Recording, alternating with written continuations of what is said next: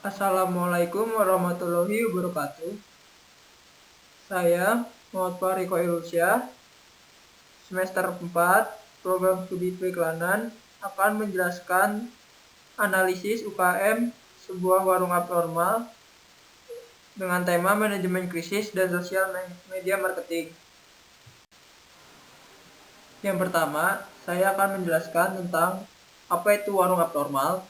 Warung abnormal didirikan oleh Cita Rasa Prima Group atau CRP Group sejak Juni 2014. Restoran pertamanya didirikan di Jalan PHH Mustofano 73 di Bandung, namun sekarang sudah berdiri banyak cabang. Di antaranya di Serang Banten, Ciamplas, Antapani, Cimandi, Buah Batu, Tasikmalaya, dan lain-lain. Seperti Jabodetabek juga banyak. Visi dari abnormal itu sendiri menjadi warung roti bakar dan Indomie yang menjadi pusat tongkrongan anak muda. Bisa dijelaskan bahwa visi ini tidak berlaku untuk saat pandemi ini ya. Misi dari abnormal ini menciptakan berbagai varian menu abnormal yang menjadi ciri khas produk abnormal secara keberlanjutan dan membangun organisasi warung roti bakar dan Indomie yang profesional yang akan mendukung tercapainya kepuasan bagi seluruh stakeholder. Selanjutnya, ini adalah sebuah produk yang ditawarkan oleh abnormal. Bisa dilihat dari menunya, harga produk yang ditawarkan oleh warung abnormal berkisar dari Rp5.000-Rp4.000 dengan rata-rata Rp15.000-an saja. Harga yang ditawarkan sesuai dengan target pasar yang warung abnormal inginkan, seperti anak muda yang ingin nongkrong. Tapi pada saat pandemi ini tidak berlaku ya, karena apa-apa dibatasi. Diketahui bahwa SDM pada warung abnormal pada saat ini, untuk warung abnormal 65 outlet di seluruh Indonesia, saat ini jumlah karyawan sekitar 2.500 outlet, office, dan pabrik. Untuk pada saat ini, semua karyawan tetap bekerja di outlet tersebut. Tidak ada berbeda dari sebelumnya. Akan tetapi, seperti bagian waiters yang biasanya melayani pelanggannya, dipisahkan di bagian package makanan untuk pembelian via online. Dan perlu diketahui bahwa pada saat ini semua gerai makanan tidak boleh makan di tempat. Akan tetapi pembelian melalui via online seperti Gojek maupun Grab. Pendapatan pada saat ini dikutip dari ownernya, adanya pandemi saat ini membuat pendapatan menjadi menurun. Kenapa bisa terjadi?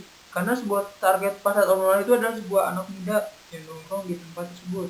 Dan saat pandemi otomatis dengan adanya nongkrong tidak boleh dan dialihkan dengan pembelian online. Makanya itu menurun. Dengan rata-rata omset per hari sekitar 10 juta, maka omset sebulan adalah 300 juta. Profit marginnya 10%, maka keuntungan bersih dalam satu bulan rata-rata dan 75 juta. Sangat menurun sekali kata ownernya. Jauh berbeda dari sebelum pandemi tersebut.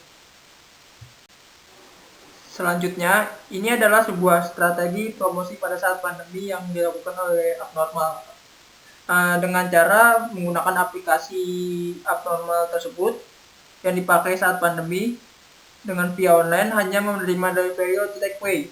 Contoh di atas adalah cara memesan aplikasi melalui abnormal aplikasi, dan abnormal yang sudah membayar menggunakan uang tunai bisa menggunakan dengan uang tunai, OVO, GoPay, Dana, atau link aja. Nah, ini sangat mudah sekali ya untuk saat pandemi ini. Jadi kita tidak perlu susah keluar rumah untuk memesan produk abnormal tersebut. Ini adalah penambahan strategi promosi abnormal dengan campaign hashtag di rumah aja. Menggunakan GoPay atau aplikasi abnormal mendapatkan cashback 50%. Wah, ini sangat dimanjakan sekali ya para konsumen abnormal ya. Jadi tidak usah pusing lagi dengan tema makan kenyang, dompet tenang. Faktor penyebab krisis pada UMKM warung abnormal termasuk dalam strategi. Kenapa bisa gitu? Karena adanya perubahan lingkungan bisnis. Dikarenakan pandemi COVID-19 ini, kelangsungan hidup perusahaan terganggu. Karena dengan ini upaya penanggulangannya dengan adanya pencegahan krisis dengan melakukan sosial media sebagai brandingnya. Dalam mengkomunikasikan sebuah brand dan lingkungannya, bisnis akan berjalan seperti biasa, tidak terhambat kelangsungan hidup perusahaan, dan didorong sebuah variasi seperti adanya menu baru promo akan menambah ketertarikan konsumen. Nah, krisis tanpa diketahui oleh publik maka manajer tersebut telah membuktikan kapasitas dan kemampuan dalam menanggulangi krisis tersebut. Penyelesaian krisis ini, manajemen harus memiliki krisis manajemen plans yang didesain secara titik untuk menghadapi berbagai level krisis atau mungkin terjadi. Oleh karena itu, terjadi kondisi kritis, perusahaan dapat mengidentifikasikan dalam merespon dengan baik melalui persiapan yang matang, pemimpin yang memerintahkan bagaimana apa yang sebaiknya dilakukan pada krisis terjadi. Nah, mengantisipasinya krisis dapat dilakukan dengan menggunakan perencanaan strategi dan manajemen risiko. Peran public relation mengamalkan informasi terhadap konsumen dengan instruksi informasi yang pada dasarnya berisi petunjuk cara memesan sebuah makanan pada saat pandemi ini berlangsung agar tidak melanggar kebijakan pemerintah yang melakukan physical distancing. Dengan ini, konsumen diberi informasi cara memesan dengan online saja. Selanjutnya adalah grafik pengguna media sosial. Nah, pada tahun Januari 2020, the most used social media platform yang tertinggi yaitu YouTube. Yang kedua WhatsApp, ketiga Facebook, keempat Instagram, kelima Twitter, dan seterusnya.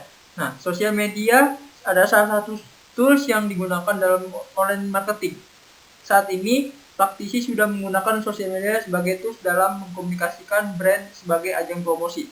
Nah, melihat perkembangan ini, teknologi dan internet di Indonesia serta peluang besar dalam melakukan promosi, Warung Apronal sejak tahun Januari 2020 menggunakan media sosial sebagai Twitter dan Instagram sebagai sarana publikasi dan promosinya. Nah, bisa diketahui bahwa pada saat pandemi juga sangat